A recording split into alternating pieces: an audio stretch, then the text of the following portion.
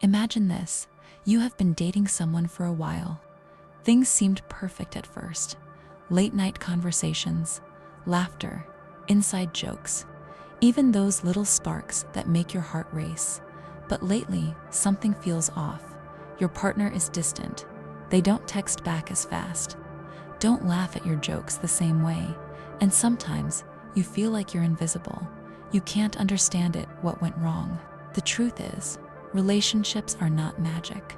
Love doesn't survive on feelings alone.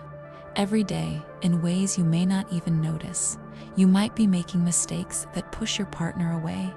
And the scary part, most people don't even realize it until it's almost too late. I have seen it countless times. Couples drifting apart over things that could have been fixed with awareness, care, and small changes. Let me tell you a story. Sarah and James had been together for 3 years. They loved each other, or at least they thought they did. But James started taking Sarah for granted. He assumed she would always be there, always understand him, and always forgive him little things, like Sarah cooking his favorite meal or planning a special date, were met with a distracted thanks or a half-hearted smile. Over time, Sarah started feeling invisible.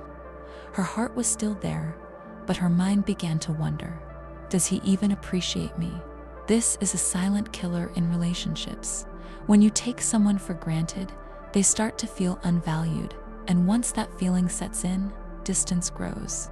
So tell them you notice them, thank them for the little things, and watch the warmth return. But sometimes, it's not just about taking your partner for granted. It's about how we speak to them. Criticism, everyone does it. I remember a friend, Alex, who would constantly point out every tiny flaw in his partner.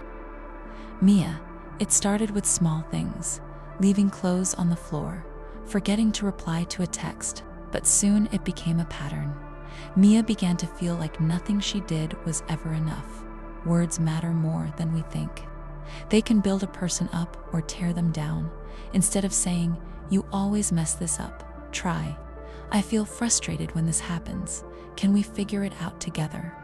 Suddenly, criticism becomes communication, and communication becomes connection. And then there's the trap we all fall into: silence when we should speak. Have you ever assumed your partner knows how you feel? Or worse, avoided talking about something because you thought it would start an argument? I once talked to a couple, Lisa and Mark, who hadn't discussed their frustrations for months. Mark felt unappreciated. Lisa felt ignored. They were together, yet worlds apart. When they finally opened up, the walls they'd built crumbled, and their love grew stronger. Honest conversation isn't optional, it's essential. But here's the subtle one that almost everyone misses: not respecting their space. Sometimes we think love means constant togetherness. We check their phones just to be safe. We get upset when they want alone time, or we smother them with messages. But love is not about possession, it's about freedom. Trust and independence make love thrive. Give your partner room to breathe, and you'll find they come back stronger, happier, and more in love than before. Ignoring emotional needs is another invisible distance builder. Remember, love is not just about being there physically, it's about connecting emotionally. I met a man who was convinced that love is enough, but when his partner shared her fears, dreams, or disappointments, he would shrug. "It's not a big deal." Over time, she stopped sharing. Her heart closed, not out of hatred, but out of exhaustion. Emotional intimacy is the glue of any relationship. Jealousy is another silent destroyer. It's normal to feel insecure sometimes, but when jealousy becomes controlling, it suffocates. Constantly questioning where they are, who they're with, or reading too much into harmless interactions only creates resentment. Trust isn't passive, it's active. Build it daily. Respect your partner's independence, and they'll respect and cherish you even more. Finally, the biggest mistake of all is not putting effort into your relationship. Think of love like a garden. It doesn't survive on feelings alone. It needs nurturing, surprises, date nights, small acts of care. Even sending a loving text out of the blue, they all matter. I once knew a couple who had been together for 10 years. Life got busy, work, kids, responsibilities. They stopped trying, but when they started putting in little consistent efforts again, the spark returned. Love is not a switch, it's a muscle. You have to work it every day. Are you guilty of taking your partner for granted, criticizing too much, or not listening? Maybe it's jealousy, maybe it's space, maybe it's effort. Awareness is the first step. The next step is action. Today, start small. Say thank you.